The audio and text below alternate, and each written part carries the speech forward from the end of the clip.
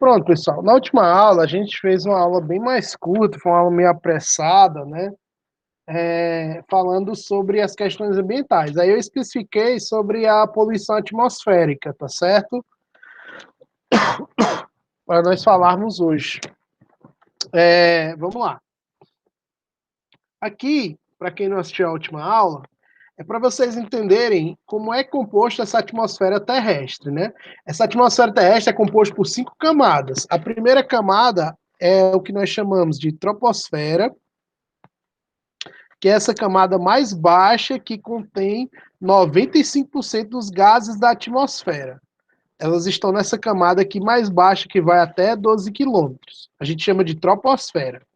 Aí, ou seja, é a camada onde os gases são presos por gravidade.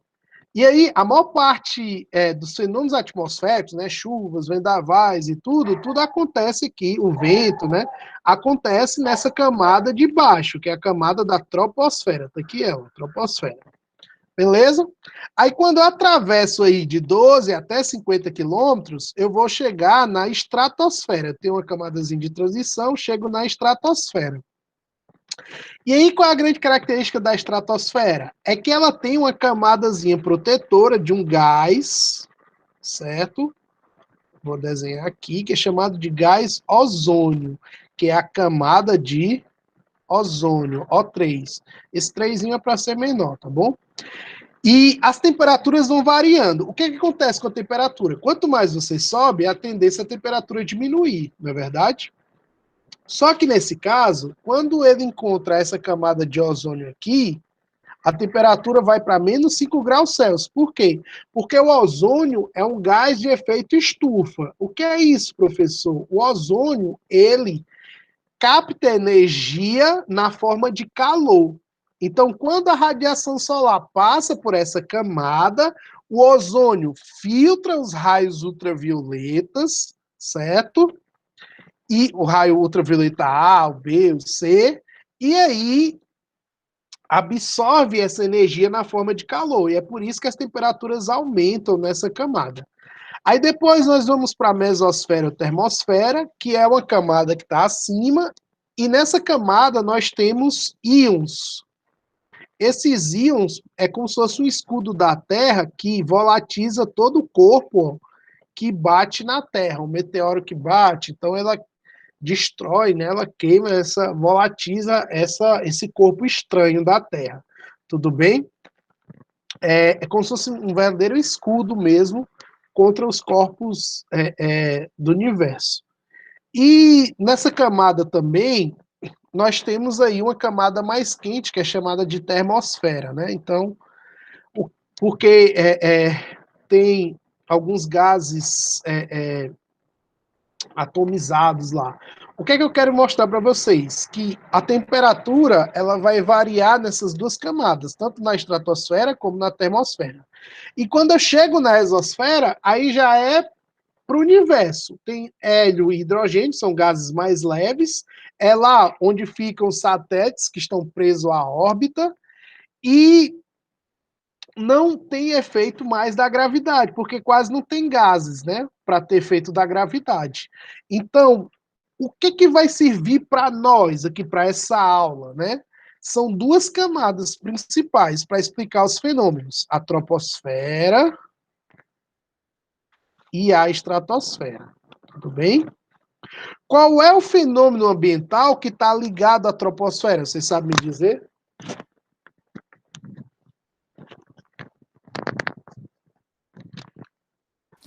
Pode repetir a pergunta? Qual fenômeno ambiental, qual impacto ambiental que acontece na troposfera?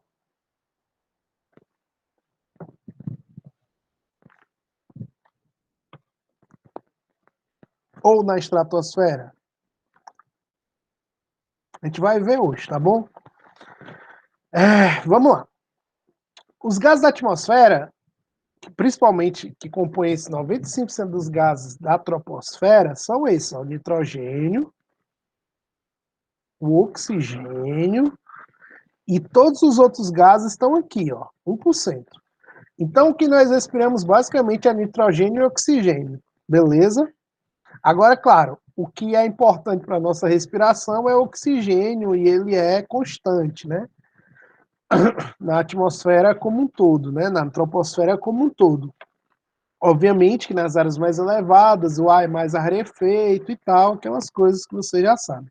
O Flamengo hoje vai jogar na altitude, né? Então, como as partículas são mais rarefeitas, mais dispersas, a tendência é que o jogador tenha que respirar mais para conseguir oxigenar as células sanguíneas, né?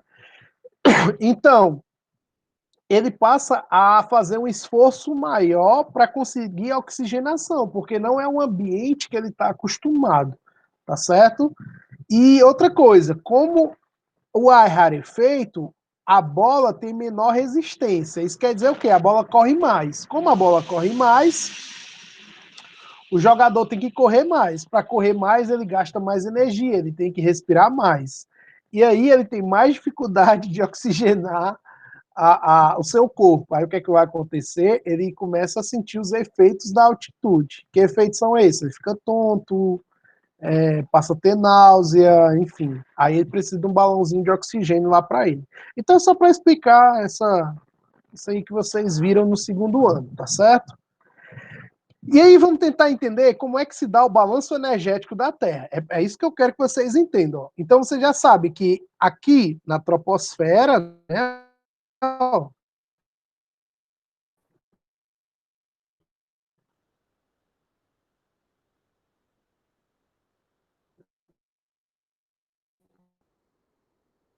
oxigênio e outros gases. Beleza? Vermelho.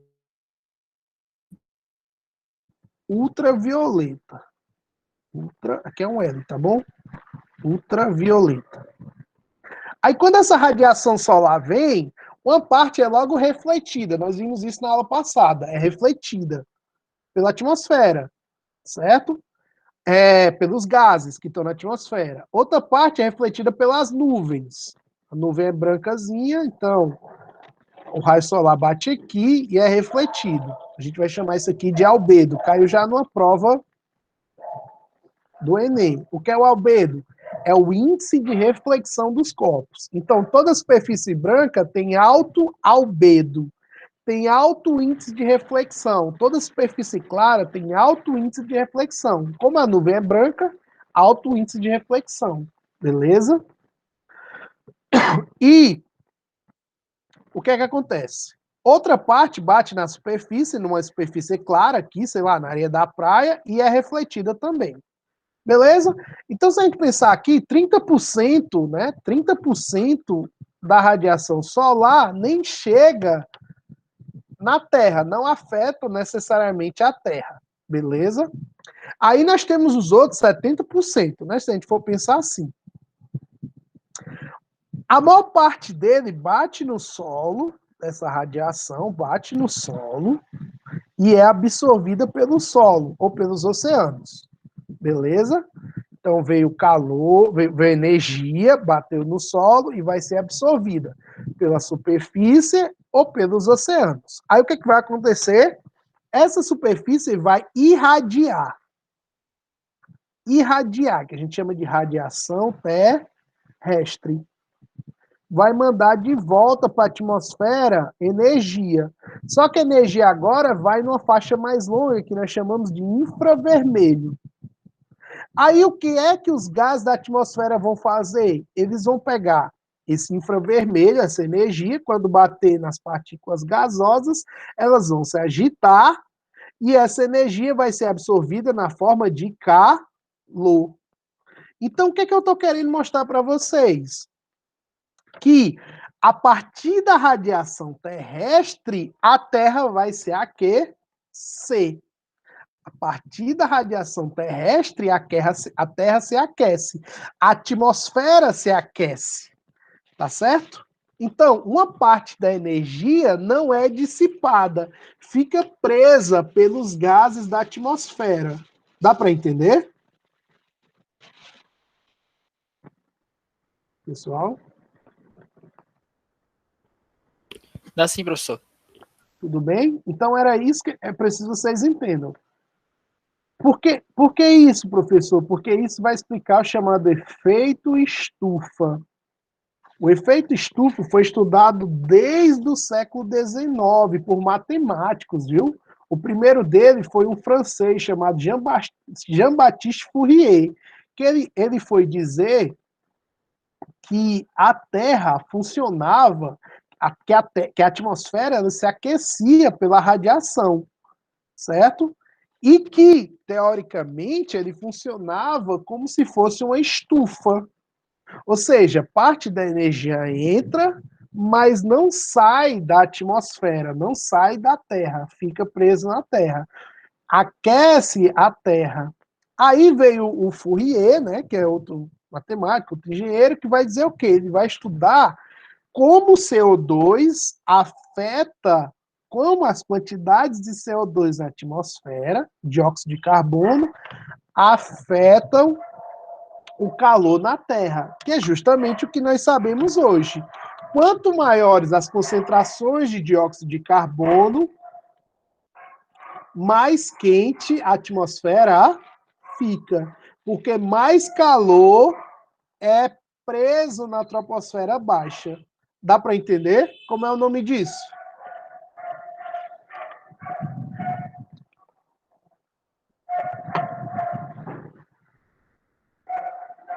Pessoal, vamos lá? Vamos responder. Vou começar aqui nossa sessão, É o efeito estufa. espírita. Nossa sessão espírita. Rian, você está aí? Rian, exatamente, Rian. Efeito estufa. Quando eu tenho uma maior concentração de gases que absorvem essa energia do infravermelho, que não deixa essa energia ser dissipada, que daqui vem da radiação terrestre, eu tenho o quê? Uma ampliação do efeito estufa. Como é o nome disso?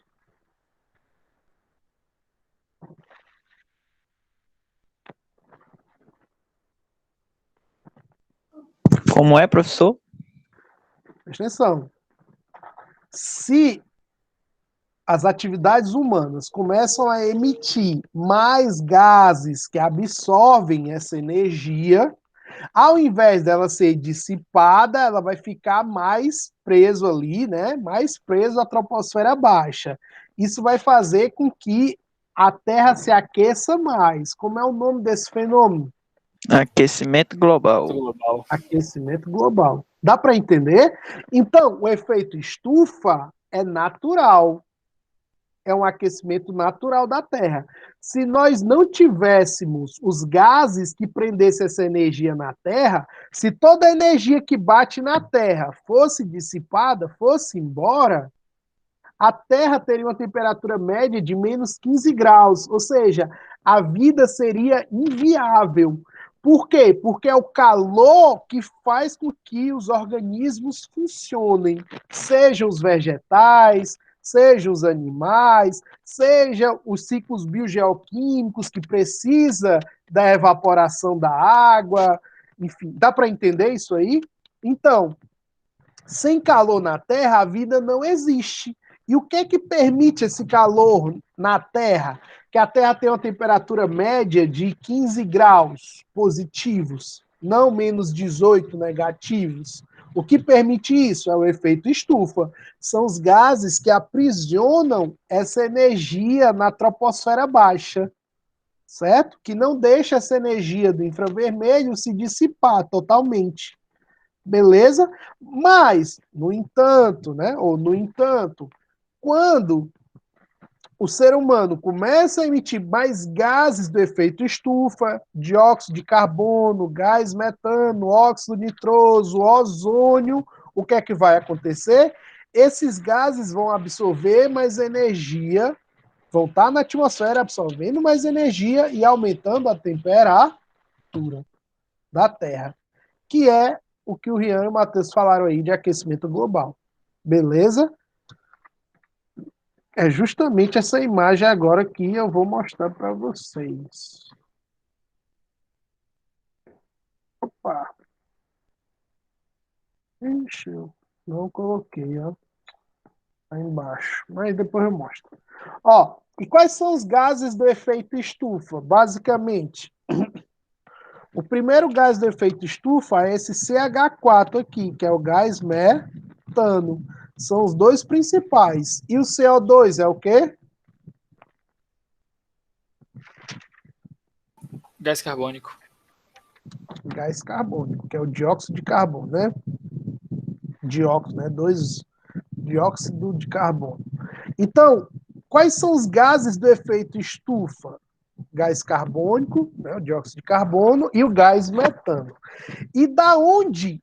E aí, claro, vocês vão ter outros gases, né? Óxidos de enxofre, CFCs e tal, mas os dois principais gases do efeito estufa, né, que não são naturais, eles estarem em grande quantidade, é o dióxido de carbono e o gás metano. A pergunta é, da onde é que sai, da onde é que eu produzo mais dióxido de carbono?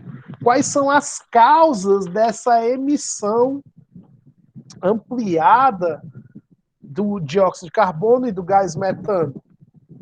Quais são as causas do aquecimento global, né?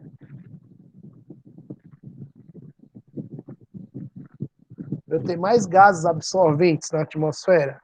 Quais são? O desmatamento. Perfeito, desmatamento e queimadas, né? Olha aí o que está acontecendo no Pantanal. 20, quase 20% do bioma degradado, certo? Isso é o quê? Uma vegetação complexa como o Pantanal, que tem espécies do Cerrado, da Amazônia, dos campos, né? Uma vegetação herbácea. Ele vai se reestruturar, mas são 20% daquele bioma de uma vez sendo queimado, e isso provoca emissão de dióxido de carbono. Beleza? Emissão de dióxido de carbono. Por quê? Porque as plantas aprisionam gás carbônico. Eles absorvem da atmosfera gás carbônico. A vegetação tem essa função. É por isso que há uma pressão internacional para que o Brasil preserve ou conserve a floresta amazônica. Né? É muito mais do que uma disputa política. É uma convenção internacional de que a floresta amazônica, que não pertence só ao Brasil, mas a maior parte dela está aqui, ela precisa ser um bioma preservado, o bioma restante. Porque além da riqueza, né, da biodiversidade da Amazônia, que pode ser explorada para os estudos científicos, existe a capacidade de retenção do dióxido de carbono da Amazônia, certo? Então, a Amazônia é como se fosse um banco de carbono, literalmente. Ora, e o banco de carbono quer dizer o quê? Que ela é um manetedor de temperatura na Terra. Ela mantém as temperaturas da Terra mais amenas. Se eu derrubo a floresta amazônica, a tendência é que as temperaturas da Terra aumentem. Não estou falando nem dos impactos que vão acontecer na região amazônica, mas eu estou falando de um impacto global. Qual é o impacto global? Mudanças climáticas. Dá para entender, pessoal? Entende que a floresta amazônica, que os biomas brasileiros, principalmente a floresta amazônica, ela é a nossa grande moeda de troca brasileira, ela é a nossa moeda de troca, é a moeda de desenvolvimento brasileiro. Por quê? Porque já existe um fundo verde, que é um fundo nacional um fundo internacional da Amazônia, que é justamente para manter esse bioma de pé, para incentivar projetos de preservação e conservação desse bioma.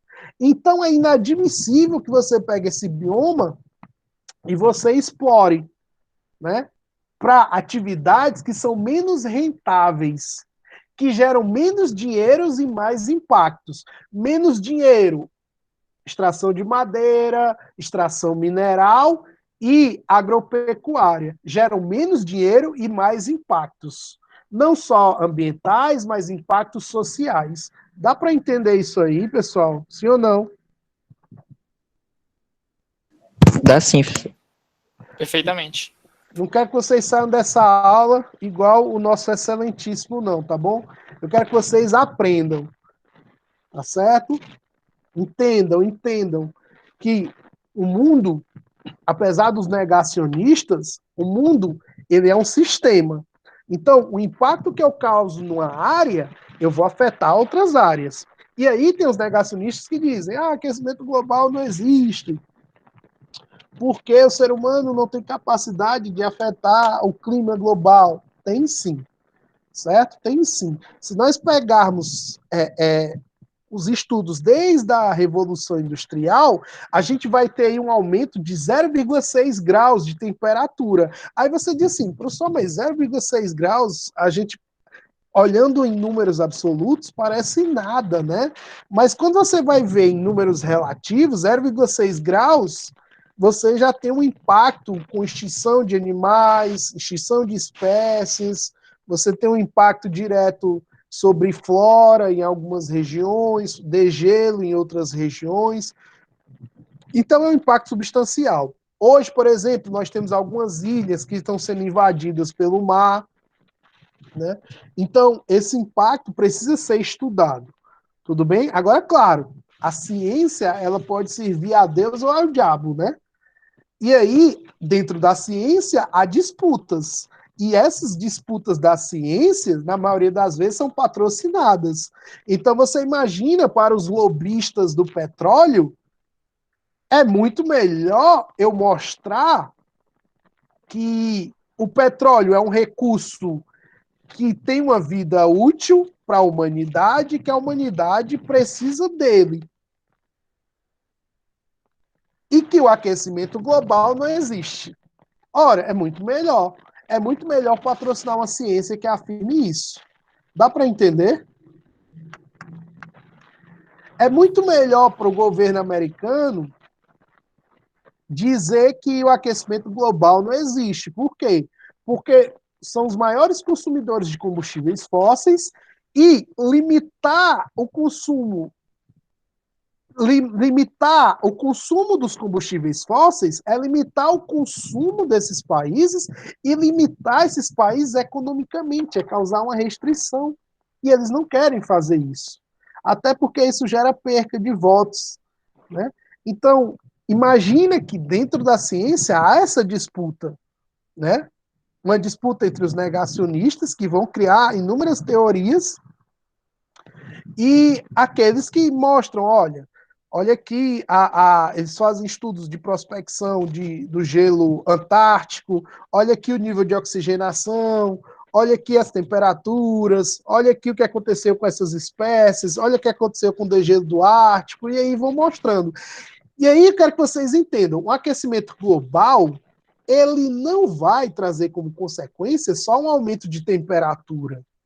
A gente vai ter eventos extremos, sejam, por exemplo, tempestades. Agora, nos Estados Unidos, há uma tendência de que a temporada de furacões seja muito mais forte. Por quê? Porque os oceanos estão mais quentes. Nós temos eventos aqui, por exemplo, como o El Niño, que causa seca no Nordeste e causa tempestades no Sudeste. Então, a tendência é que o aquecimento global vai alterar a dinâmica climática em algumas áreas muito quentes, secas, e outras áreas mais frias, né? Então, não necessariamente a Terra toda vai ficar escaldando, não é essa lógica. Mas por isso que nem estão tentando evitar a nomenclatura aquecimento global e falar mudanças climáticas, tá certo? Então, hoje está se falando menos em aquecimento global e falando mais em mudanças climáticas, para que as pessoas entendam que isso vai afetar os organismos como um todo. Tudo bem? Vamos para frente. Tá aqui, eu pensava que eu não tinha mostrado. Pronto, então aqui é o balanço energético e aqui é o efeito estufa. Ó. Você tem a radiação terrestre e parte dessa radiação fica preso aqui pelos gases do efeito estufa, que são quais? O CO2, basicamente, e o gás metano, CH4. Tranquilo?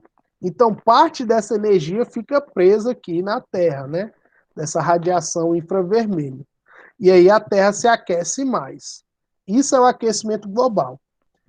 Aqui, pessoal, mostra os maiores emissores dos gases estufa são os países desenvolvidos. E da onde qual é a origem desses combustíveis, desses gases do efeito estufa, né? A humanidade emite 9 bilhões de toneladas de dióxido de carbono por ano. E aí, quem é que compensa isso? Os oceanos, né, as algas cianofícias e as florestas. Quem é que está compensando nessa balança? Se a gente emite 9 bilhões de toneladas por ano, quem é que está compensando isso? As florestas e as algas nos oceanos. Aí olha para cá, ó. Em 2000, né? As principais emissores eram a energia, produção de energia, as termoelétricas, né? As termoelétricas. A queima de quê? A queima dos combustíveis fósseis, o petróleo e o carvão mineral. Aí depois vem a indústria, outras fontes de energia, a construção civil, a agricultura, as queimadas e a decomposição do lixo que emite o gás metano. Beleza? Emite o gás metano. Então, toda vida que você tem algo relacionado à decomposição de matéria orgânica, emite gás metano. Certo? Toda vida que eu tenho ou então a agropecuária, né? A agropecuária emite gás metano. Se lembra que tinha uma imagem na prova do Enem, né? Eu nem coloquei essa questão, devia ter colocado.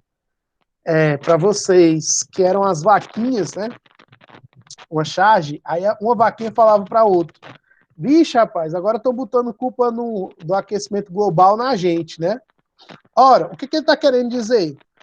É que, como a agropecuária é hoje, né? Como a pecuária extensiva, né?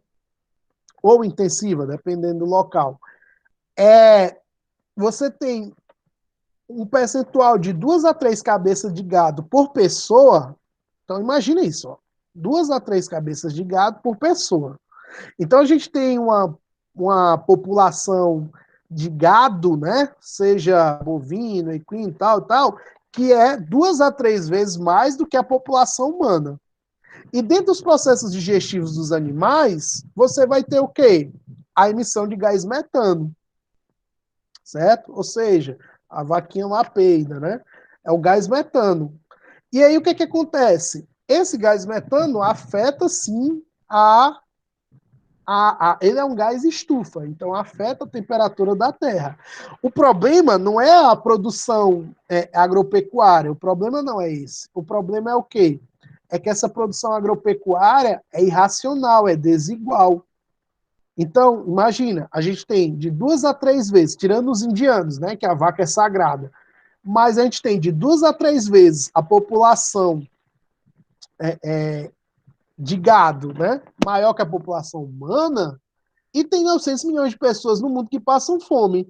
Então, olha que isso não é sustentável. Se lembra que nós falamos de sustentabilidade? Sustentabilidade é uma correlação entre justiça ambiental, eu preservar o meio ambiente, conservar e pensar nas gerações futuras, certo? Que eu possa desenvolver naquelas condições limitadas, porque a natureza é limitada, mas que eu traga dignidade para todo mundo, e não só para uns povos e não para outros. Dá para entender? Então, como é que eu tenho 900 milhões de pessoas no mundo que passam fome se não falta alimentos? Se não é por falta de alimentos? Teve uma pesquisa agora recente que o Brasil volta de novo ao mapa da fome, certo? E isso tem uma consequência gravíssima. E aí, quando foram falar o sujeito que era o presidente do sindicato agropecuário no Brasil, de supermercados do Brasil, e aí disseram: olha, o preço do arroz está muito caro, né? E o governo, numa estratégia falida de querer conscientizar a cabeça do capitalista, né? Que isso não existe, Aí, o que foi que ele disse? Se não podem comprar arroz, comprem macarrão. Então, olha que essa visão é insustentável. Não está faltando arroz, o arroz brasileiro está sendo exportado. Não está faltando carne, a carne para você comprar um quilo de carne a 30, 40 reais. A carne está sendo exportada. Então, a gente tem uma relação insustentável com a natureza, certo? E óbvio que a natureza cobra um preço. E o preço é o quê? Acaba nos afetando. É aumento de temperatura, uma pandemia como essa. Aí você vai dizer, professor, uma pandemia? Claro. A pandemia surge a partir de um consumo de carne silvestre. Então você imagina lá na China. Então você imagina o que que faz uma pessoa comer uma carne silvestre? É porque ela não tem acesso a alimentos, os alimentos adequados, higienizados, né? Dá para entender a relação? Então, quando a gente fala de impacto ambiental, não dá, pessoal, não dá para a gente pensar na natureza se não pensarmos ou pensar no desenvolvimento humano se nós não pensarmos na natureza. Então, a natureza, ela nos sustenta, mas não é porque ela está a nosso serviço. Nós somos a natureza. Essa é a ideia da sustentabilidade. Tudo bem? Para frente. Aqui mostra o relatório do Painel Intergovernamental de Mudanças Climáticas, que é chamado de IPCC, né? E aí ele mostra quais são as soluções sustentáveis para que nós possamos reduzir a emissão de gases do efeito estufa e pensar aí nas gerações futuras também, né? Pensar em soluções do presente e pensar nas soluções futuras. Por exemplo, transporte, veículos com consumos mais eficientes, carros híbridos. O que é um carro híbrido?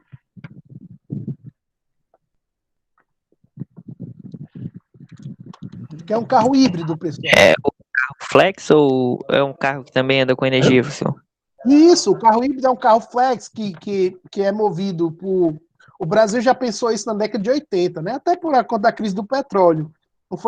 Não foi por uma perspectiva ambiental, mas teve um impacto ambiental positivo, porque todos os carros produzidos ali, já a partir de 2000, são carros flex do Brasil. Isso quer dizer o quê? Eles são movidos a gasolina e ao álcool. E o álcool é menos poluente que a gasolina. E a própria gasolina tem um percentual de 20 ou a 25%, eu não me lembro, de álcool, que é para fazer o quê? Que ela seja menos poluente. Dá para entender? Então, isso é uma política ambiental. Né? Aí você vai dizer, professor, mas por que isso é importante? A gente vai mostrar já já porque que isso aí é importante. Beleza? Aí vamos lá, olhar de novo. Eu vou pegar aqui de transporte, né? Que vocês usam aí todo dia, né? Pensar no transporte público. Ora, o transporte público, pessoal, é uma questão ambiental também. Por quê? Porque se mais pessoas abandonam o transporte individual, menos poluição eu tenho naquela área. Vocês viram agora que na pandemia reduziu, né, as pessoas circulando, aí a qualidade do ar melhorou muito, né? Lá na China, o pessoal começou a olhar, conseguiu enxergar o Himalaia. Por quê? Porque os poluentes que estavam dispersos na atmosfera diminuíram, né? A indústria parou lá na China, né? Quarentena, e eles conseguiram ver o ar de fato, né? Ver o ar transparente, né? Assim, translúcidas, podendo ver as paisagens, né? Aqui no Brasil também aconteceu isso, houve uma redução aí do nível de dispersão de poluentes. Então é só para vocês notarem que a gente tem um impacto direto, um impacto diário dessa poluição no nosso dia a dia, né? No nosso cotidiano, e a gente não percebe. Tudo bem? A gente vai perceber com as outras coisas que eu vou falar depois. Você usar bicicletas também, que aí é a terceira proposta dele. E lá no futuro a gente pode pensar em combustíveis que são limpos. hoje se fala em veículos elétricos, mas também tem que pensar, ok, o elétrico usa bateria, não polui, mas o elétrico usa energia para carregar as baterias. Mas para carregar a bateria, pessoal, né? Eu tenho que saber de onde é que vem essa energia, porque se essa energia vem de uma fonte que não é limpa, não vale a pena. Dá para entender? Não vale a pena. Se vier de termoelétrica, queima de combustível fóssil ou energia nuclear, não vale a pena. Então, ou a própria energia hidrelétrica, né, na forma atual, não vale a pena. Então, essa energia vai ter que vir de uma energia eólica, vai ter que vir de uma energia solar, tá certo? Que são energias ditas limpas, né? Tem alguns impactos, mas são ditas mais limpas. Tudo bem? Então, aí são algumas propostas que depois eu vou passar isso aqui para vocês, para redução das emissão de gases do efeito estufa. Aqui eu vou botar depois no Google Sala de Aula, é uma reportagem que vai falar que os países mais ricos produzem mais dióxido de carbono em relação aos países mais pobres. Ora, porque emissão de dióxido de carbono ele está diretamente ligado ao consumo energético daquele país, certo? Deixa eu perder vocês aqui. Deixa eu voltar aqui, pronto. Então, ele vai estar diretamente ligado ao consumo energético do país. E aí, nenhum país, principalmente os países desenvolvidos, eles querem diminuir a sua produção industrial, certo? Deixarem de emitir menos dióxido de carbono, certo? Ou mudarem a sua matriz energética para uma mais limpa. Por quê? Porque a mais limpa é mais cara. Deixa eu só explicar para vocês. Quando você olhar a sua conta de energia, na conta de energia tem as bandeiras tarifárias, não tem? A cor verde, essas cores, né? Isso, o verde, o amarelo e o vermelho, é quase um sinal de trânsito, né? Verde, amarelo, bandeira verde, bandeira amarela, bandeira vermelha. Olha, o que é que ele quer dizer? Qual é a nossa principal matriz energética? Hidrelétrica, né? Hidrelétrica. A nossa principal matriz energética, né, energia elétrica, são as hidrelétricas. Aí, quando é que as hidrelétricas diminuem a produção? Verão? Elas diminuem a produção no inverno. No inverno. Nós entramos hoje na primavera. Então, as hidrelétricas diminuem a produção. Vocês viram no Google, né? Primavera, tem um bichinho, uma plantinha, né? E tal. Nós estamos entrando na primavera. O inverno e a primavera são as estações mais secas do Brasil. Historicamente mais secas do Brasil. É que tecnicamente, professor, desculpa cortar, é que no inverno geralmente chove bastante, né? Ou chove bastante pra gente aqui na época de outono, não lembro agora, mas... Na verdade, nós temos chuvas de verão, outono. Nós não temos chuvas de inverno, né? De inverno e de primavera. Primavera a gente vai ter umas chuvas pontuais. No Brasil, do mesmo jeito, tem algumas chuvas pontuais e tal, mas o principal volume de chuvas acontece no verão e outono, que é no primeiro semestre. É porque a gente associa a ideia de inverno à chuva, mas não é, certo? Em algumas áreas, inverno tem temperaturas mais baixas, mas não necessariamente é o período mais chuvoso. Né? Capitalismo que faz acreditar nessas coisas e talvez, hein? A gente é convencido pela ideia de que inverno é Natal e Natal é neve, né? Neve, né? Papai Noel, Coca-Cola, coisa boa. Exatamente. A gente foi ensinado errado, mas faz parte. Falha minha também. Não, faz parte, porque você tem uma imagem, né? Que o inverno é frio e que frio está relacionado à chuva. E não necessariamente. Não necessariamente. Né? Eu posso ter frio com chuva, eu posso ter frio e seco, né? Eu posso ter calor e chuva ou calor e seco. Então, são relações diferentes, dependendo de qual parte do globo você está. É que na minha cabeça eu estou associando o movimento de, no caso, translação, né, do planeta em volta no sistema solar. Eu estou associando essa ideia de que o inverno é quando o nosso planeta em si está mais longe do Sol, não é isso? Mas a questão também não é o planeta estar mais longe. A questão é onde se dá a incidência solar. Porque quando chega no inverno, a incidência solar se dá em um dos hemisférios. Se for inverno aqui no sul, a incidência solar se dá no norte, que é justamente, eles estão saindo agora do verão. Estados Unidos, a Europa está saindo do verão, as temperaturas, eles têm ondas de calor, temperaturas elevadas, certo? 30 graus, 40 graus, né? Teve até um cara que fez um vídeo em Paris e dizia que o verão lá era o inferno, né? Todo mundo suado, não sei se vocês viram, era um cearense. Faz um ano, mais de um ano esse vídeo.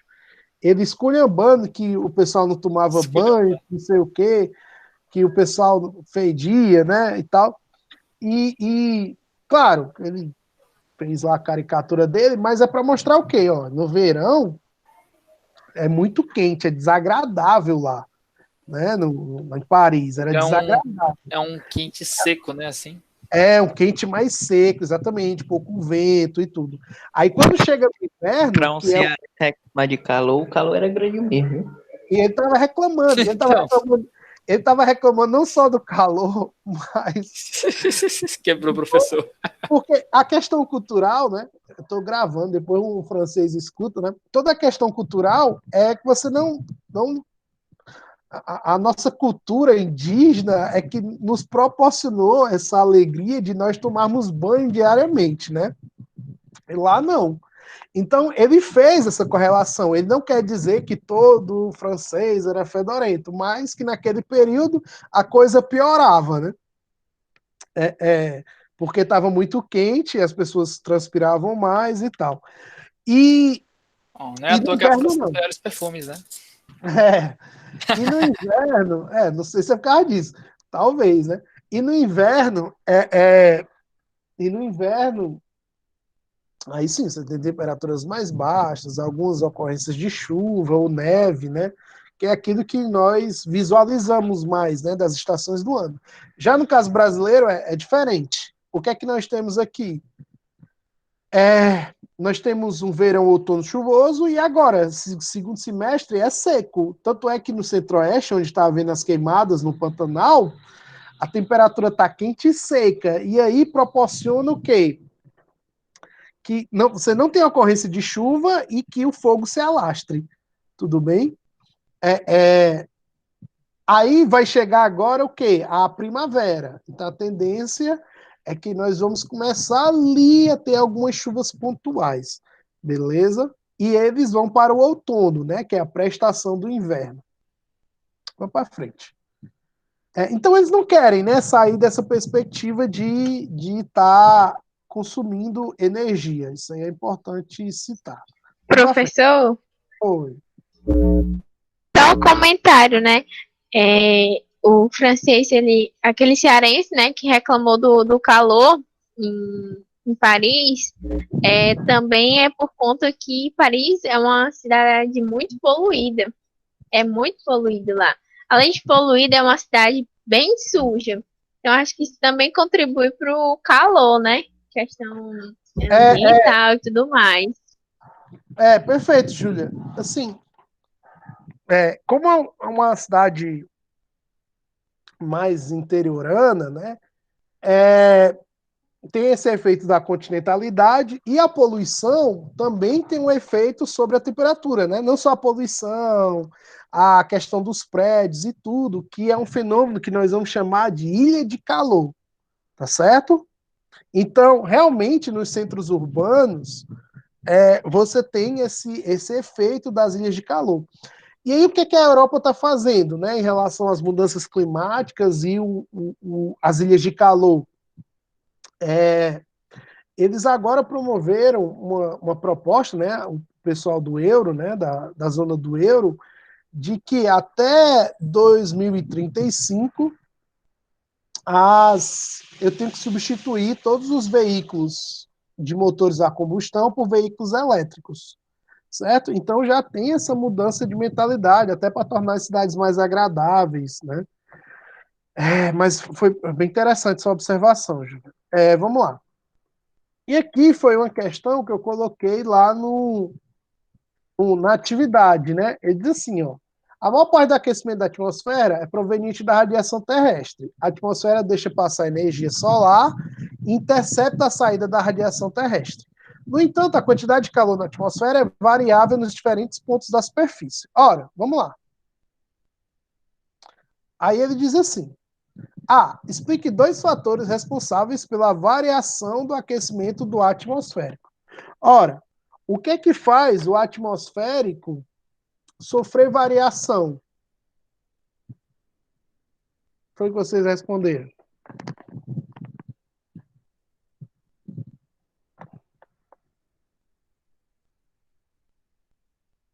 Caraca, faz tanto tempo que eu fiz essa atividade que eu acho que eu nem lembro. Professor, mas acho que assim, no item A, né, variação, o que é responsáveis pela variação do aquecimento do ar atmosférico, né? A gente pode botar os principais pontos que a gente já viu agora, por exemplo, viu hoje, no caso, né, nessa aula, que seria principalmente a questão do desmatamento, que favorece muito, né, a questão do aquecimento do ar, né, essa variação. A gente comentou sobre a Amazônia como exemplo disso. A gente pode também estar colocando em conta também a questão da agropecuária e até mesmo da questão dos carros, né, dos automóveis, né, dos veículos, né, no geral, que é essa questão realmente de poluição carbônica. Perfeito. Ou seja, o que é que vai definir essa variação do atmosférico?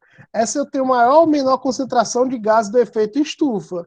E aí vai depender muito da área, das atividades humanas. Então, se for uma área, um centro urbano, a tendência é que esse atmosférico se aqueça mais por conta dos combustíveis fósseis, dos poluentes dos carros, dos prédios, da pouca arborização. Se for uma área com vegetação mais preservada, a tendência mais sombreada, a tendência é que a temperatura seja menor. Tá certo? Então, a correlação está em quê? Na quantidade de gás do efeito estufa que eu vou ter em determinadas áreas. Tranquilo? Outra coisa que vai variar é relacionada à altitude. Nós sabemos que áreas mais baixas, com maior concentração de gases, retém mais calor, são mais quentes, e nas áreas mais elevadas, de montanhas, o ar é mais rarefeito, retém menos calor, são mais frios. Tá bom? Então a gente pode explicar a partir dessas 2 condições. Primeiro, as condições do ambiente, emissões de gases do efeito estufa, certo? Os poluentes, tudo bem? E o segundo ponto poderia ser a altitude. A altitude também determina o aquecimento, a variação desse aquecimento atmosférico. Outro ponto poderia ser a maritimidade. As áreas mais próximas ao litoral são áreas de clima mais ameno, por exemplo. Então, eu tenho várias condições que vão estar explicando aí se o atmosférico tende a ser mais quente ou tende a ser mais frio. Aí a segunda pede, explique como ocorre o efeito estufa. É aquilo que nós falamos, ó. A radiação solar entra, uma parte é dissipada, uma parte bate na Terra, na superfície terrestre, e vai ser irradiada. Quando for irradiada, ela vai ser absorvida pelos gases na forma de calor. Essa energia irradiada pela Terra é absorvida pelos gases na forma de calor. E aí uma parte dessa energia fica presa à atmosfera, à troposfera baixa, fazendo com que ela se aqueça. Então, a atmosfera se aquece a partir da radiação terrestre, a partir dos gases que transformam essa energia em calor. São chamados gases do efeito estufa. E faz que uma parte dessa energia fica preso na troposfera baixa, né, na troposfera terrestre. Tudo bem? Então, aí para explicar o item B. Aqui, pessoal, é um fenômeno conhecido como ilhas de calor, que a Júlia já antecipou para a gente. Ora, o que causa esse fenômeno? Em algumas áreas, nos centros urbanos, é como se fosse um aquecimento, só que mais local, em algumas áreas específicas, que são áreas onde eu tenho pouca circulação atmosférica, eu tenho pouca circulação de ventos, uma área onde eu tenho muita absorção de energia, de calor, são áreas de asfalto. Imagina uma rua, uma sem estar asfaltada e outra com asfalto. Qual é a mais quente? É com asfalto. Com asfalto. Por que a rua asfaltada é mais quente? Porque o asfalto absorve mais energia e o asfalto esquenta mais o ar do entorno. Então, se a tua rua não tinha, tinha um calçamento, e aí vocês passaram o asfalto, a tendência é que ela esteja mais quente. Beleza? Dá para entender? E aí, quando você tem terra, né, a tendência é que ela absorva e emita menos energia. Áreas dos prédios que barram a circulação dos ventos, áreas pouco arborizadas, que eu tenho poucas áreas de sombra, áreas com muito fluxo de carros, essas áreas tendem a ser mais quentes e faz com que esse calor não se dissipe, ele fique preso, fazendo com que eu tenha ali naquela parte da cidade uma ilha de calor. Tudo bem? Uma ilhazinha de calor. Que é justamente isso aqui, ó. Você vê que na área rural, muito arborizado. Eu não sei se vocês já perceberam, né? Eu morava num lugar que eu saía assim de uma área, tinha muito fluxo de carro, era uma área muito quente e tal. E aí eu morava num bairro que tinha muita árvore, tinha pouca gente e tal. E a tendência, quando eu chegava nessa área, eu sentia essa diferença de temperatura, certo? Eu não sei se isso acontece com vocês, no bairro de vocês. Então, a tendência é que, ó, a temperatura aqui é mais baixa e eu tenho um aumento sensível de peraí. temperatura nesses centros urbanos. Ó. Pode falar.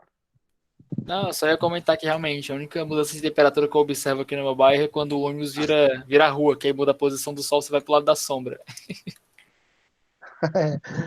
Isso aí é complicado mesmo. Aí você vai pro lado Ó, da sombra, você sente a mudança de temperatura na boa. na hora. Mas essa questão, Vamos lá. eu vi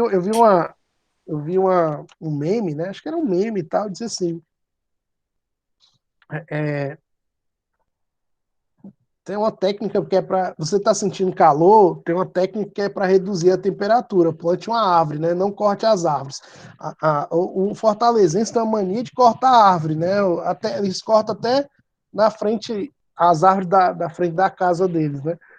E aí eles não entendem. Eu não sei se é o medo, né, de alguém subir na árvore e pular na casa. Eu não sei, talvez seja isso. Mas quando o cara vai lá e corta a árvore que está na frente da casa dele, ele está expondo a casa dele à radiação solar direta. Então a tendência é que o muro fique quente, a casa fique mais quente e tal. E aí as pessoas acabam, né, tendo essa política aí. A cidade fica mais quente, né? Poucas árvores, cidade mais quente. Isso é uma relação direta, uma relação básica. Você tem poucas áreas de sombreamento, mais exposição à radiação solar e mais essa superfície aqui se aquece, né? Ó, essa superfíciezinha se aquece. Quando eu tenho árvores, aqui qual seria a solução? Ó, telhado verde, superfícies claras para para você também refletir, né? Pode ser um telhado branco aqui também daria certo. Um cimento, tirar uma área de cimento por uma área verde também. Plantar árvores, diminuir o fluxo de carros naquela região, tudo isso aí diminuiria a temperatura daquela área, né?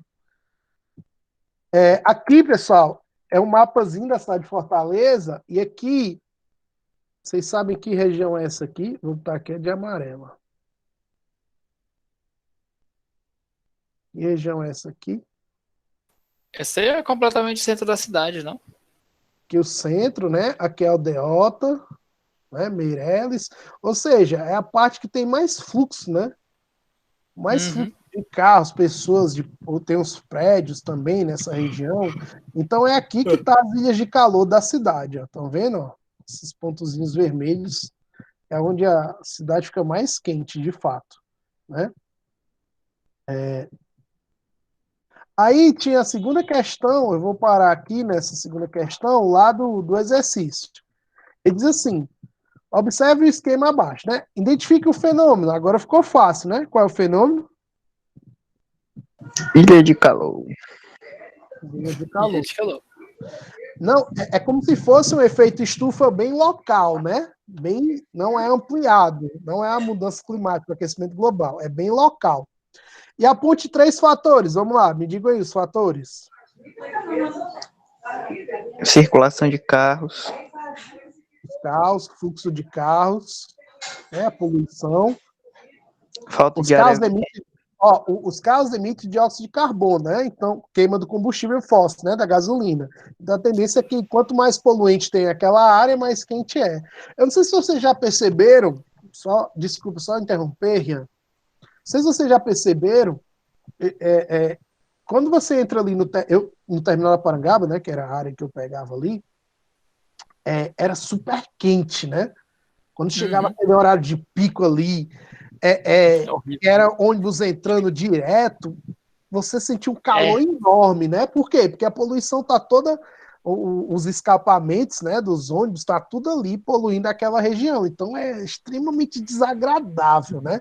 Não só desagradável de sensação térmica, o calor, mas é desagradável também, por exemplo, para quem tem problema respiratório, né? Tem rinite, aí começa a espirrar, começa a ficar mal ali naquele ambiente se passar muito tempo, né? Tem muitas partículas, a gente chama de partes por milhão, tem muitas partículas dispersas no ar, que é poluição, tem muita poluição dispersa ali naquela área ali do terminal. Então, e é engraçado que tem um hospital do lado, né? No terminal da Parangaba. Então, pensando em tirar aquele hospital, tem que tirar, né? Porque uma coisa não tem a ver com uma coisa, não pode estar do lado da outra, né? E aí, pessoal, a qualidade de vida piora, né? Eu não sei se vocês já sentiram aquelas dores de cabeça, assim, do nada você fez alguma coisa, foi pro centro, né? O Matheus foi pro centro e tal, aí do nada voltou com uma dor de cabeça, né? Mas eu digo, não, foi insolação, porque Não, pessoal, às vezes essas dores de cabeça é poluição, certo? Você está respirando poluição, muita poluição. Tem gente que faz aquele Cooper, né, numa área assim, na margem de uma estrada, e diz assim, eu sou saudável. Não. Você tá mesmo que tá correndo, fumando cigarro. Por quê? Porque você tá inalando muita poluição. Você tá ali na BR ali, numa avenida de grande fluxo, e você está correndo naquela avenida, você vai morrer já já. Por quê? Não é atropelado, não. É porque você está inalando muita poluição. Então você acha que está saudável, mas não está.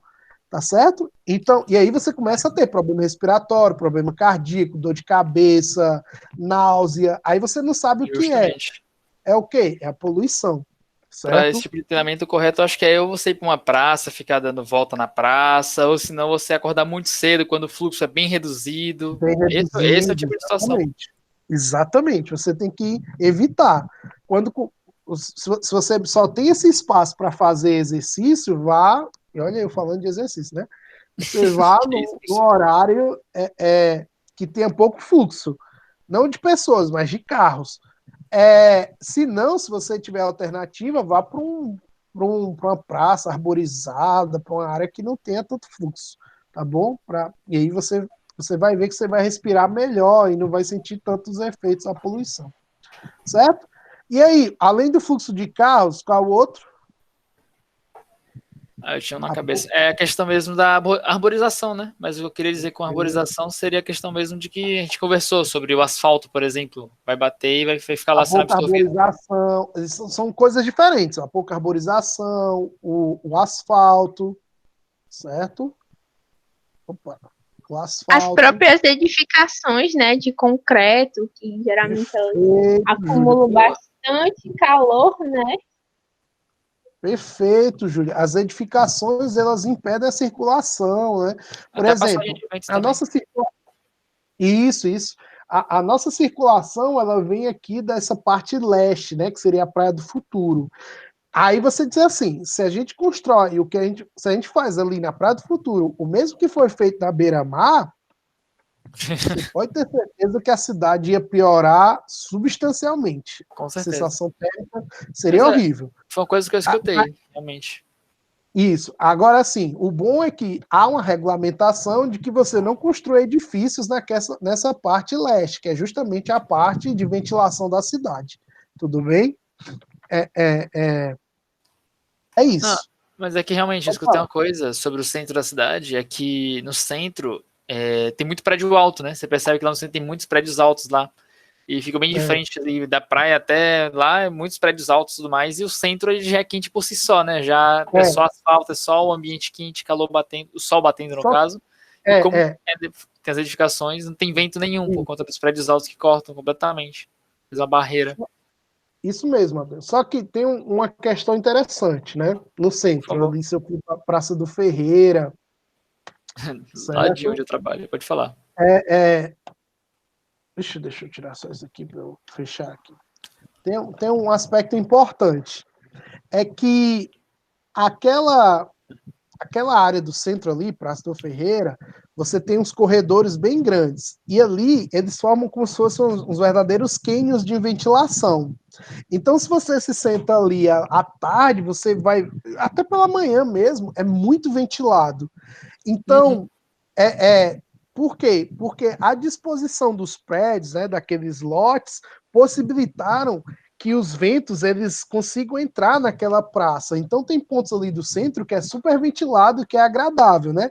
Não só pela proximidade do mar, mas por conta da disposição dos prédios. Mas se você olha para... Professor, já é 8h45, a minha outra aula. Tá acabando. Mas se você pegar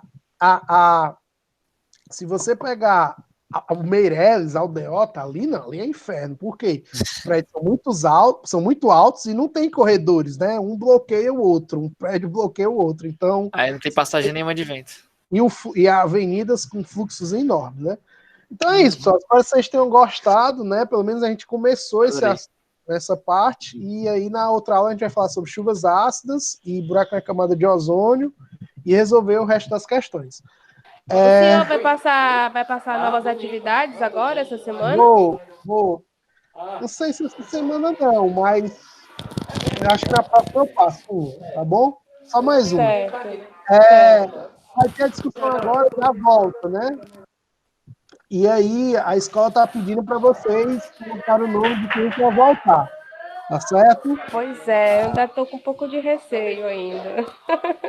Eu também. Ó, coloca o nome de vocês no chat aí do lado, tá bom? O nome é a turma. Certo. Professor, como é que vai ser a sua parcial? Mal me pergunte. São as atividades. Beleza. Beleza? Então tem que fazer as atividades, tem que fazer certo.